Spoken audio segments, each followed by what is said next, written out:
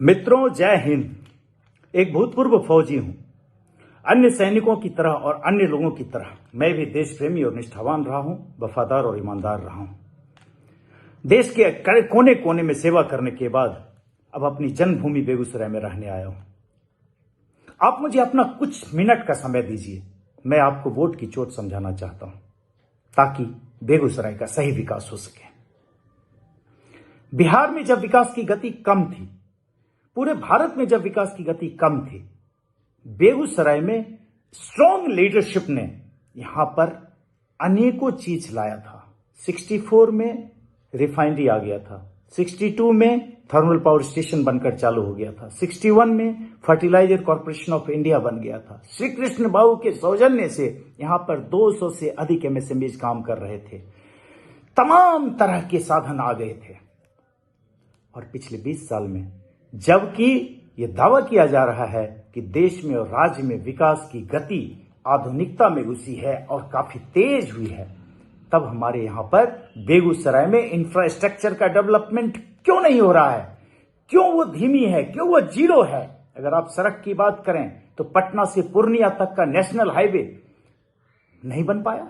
पिछले 10 साल से आप हर रोज बताते हैं कि अब बन जाएगा, तब बन जाएगा, ये देखिए पुल बन रहा है, ये देखिए सिमरिया का फ्लाईओवर बन रहा है, पुल बन रहा है। आप ये छद्म विकास को दिखा करके लोगों को झूठ बोल रहे हैं। क्यों?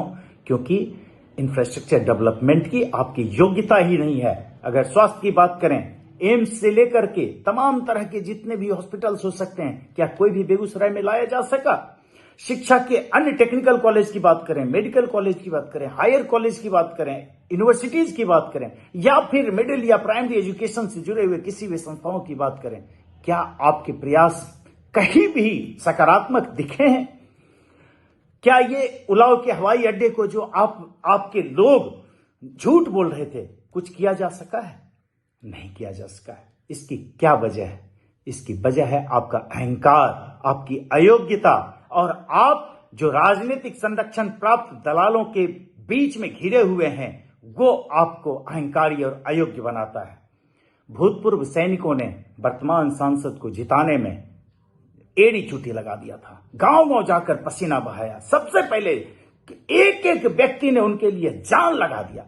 और अभी से कुछ दिनों पहले जब भूतपूर्व सैनिकों का एक प्रतिनिधि मंडल इनसे मिलने के लिए आईओसी में रशियन गेस्ट हाउस में गया, तो इन्होंने सामंतवादी सोच दिखाते हुए, अहंकार दिखाते हुए धुतकार कर उन सैनिकों को भगा दिया, मिलने से मना कर दिया और कहा कि जाओ, तुम लोग को जो करना है करो, जो लिखना है लिखो, जिसको बताना है बताओ, हम लोग तुम्हारे ऊपर नहीं हैं, हम ऐसे जीतते हैं, हम तुम लोगों पे निर्भर नहीं है।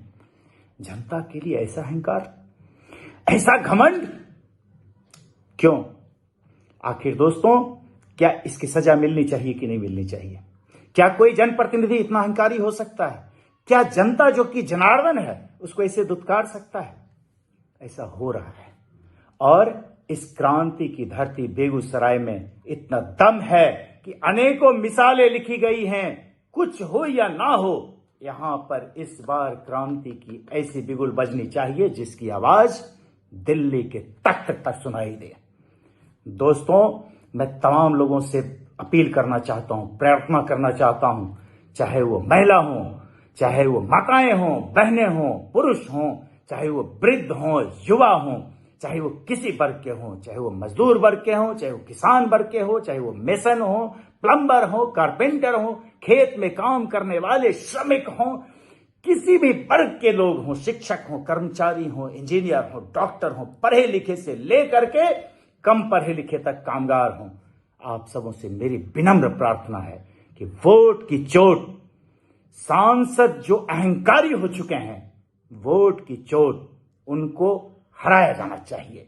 और युवाओं से खास अपील है, विवेकानंद जी के शब्दों में, तो खड़े हो तो एक मकसद के लिए पेड़ बनकर खड़े हो, और अगर गिरो भी तो एक बीज बनकर, ताकि दोबारा उगकर तुम उसी मकसद के लिए जंग कर सको। और जो लोग न्यूट्रल रहना चाहते हैं उनको भी कहना चाहता हूं कि समर शेष है, नहीं पाप का भागी केवल व्याध, जो तटस्थ है समय लिखेगा उनके भी अपराध।